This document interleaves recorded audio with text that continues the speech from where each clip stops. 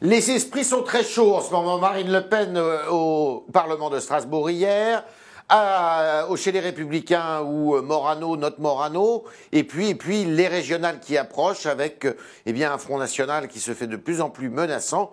C'est avec monsieur Didier Guillaume, le sénateur qui est le président du groupe au Sénat des socialistes, qu'on va parler de tout cela ce matin.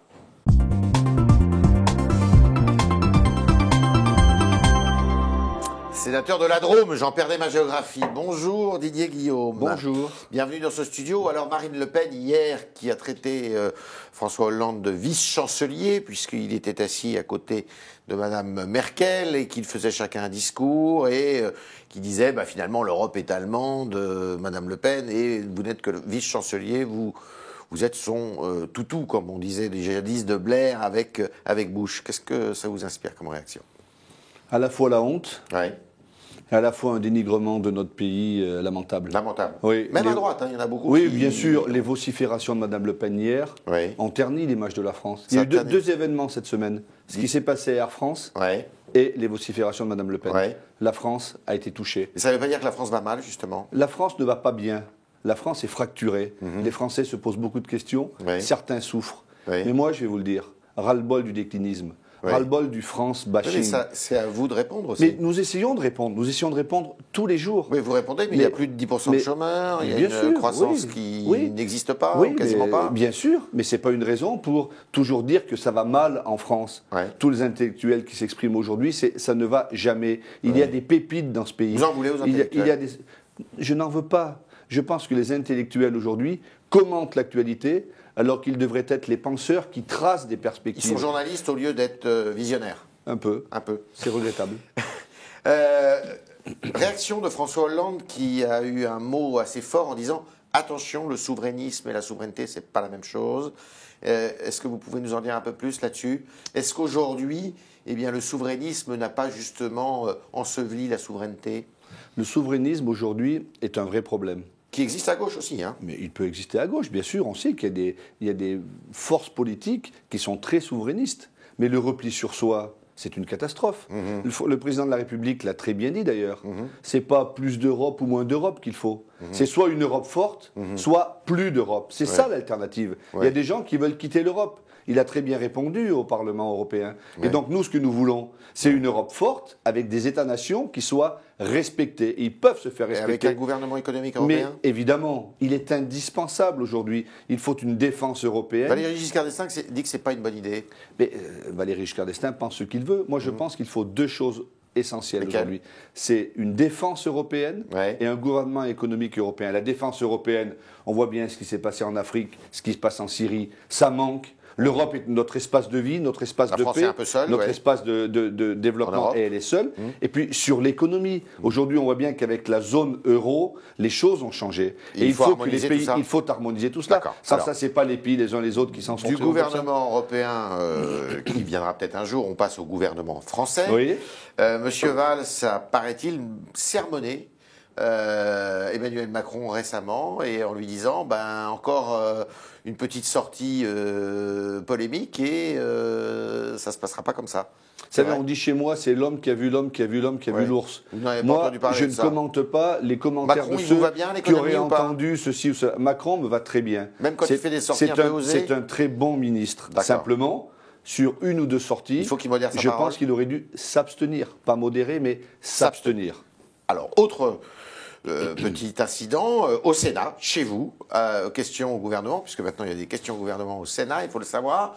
Manuel Valls a dit sur une question de l'opposition, non pas vous, Madame Taubira, Bernard Cazeneuve, c'est vous qui répondez. Alors d'abord, il y a des questions d'actualité au Sénat depuis toujours, mais il y en a une de plus maintenant le mardi. Ça ne s'est pas passé comme ça, j'y étais au premier rang. Vous savez, lorsque les questions sont posées, les sénateurs ne savent pas qui va répondre. Et le Premier ministre a fait le choix de faire répondre Bernard Cazeneuve. Mais pourquoi? Parce que Madame Taubira n'est pas dans la... Pas du tout. Elle n'est pas en phase avec le gouvernement sur le plan pénal. Elle est très en phase avec le gouvernement. Mais la question, c'était pas sur la justice, c'était le drame qu'il y a eu. avec ce policier qui a été... Oui.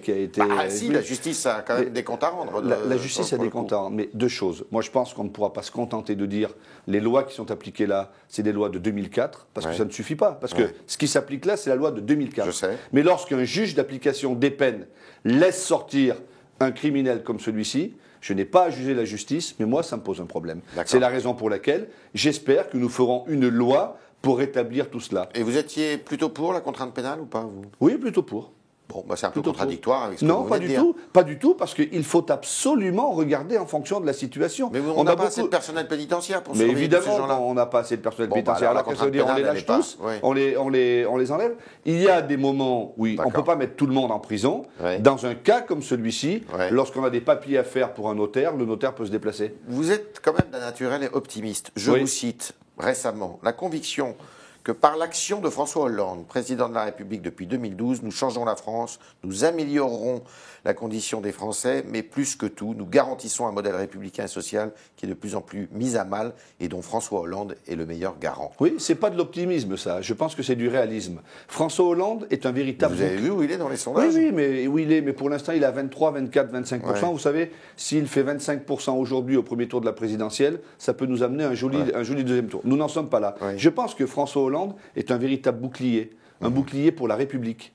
On voit ce que Mme Le Pen, on a vu ce que peut dire M. Sarkozy dans les Échos il y a quelques jours. Un bouclier social. Notre modèle social est en cause.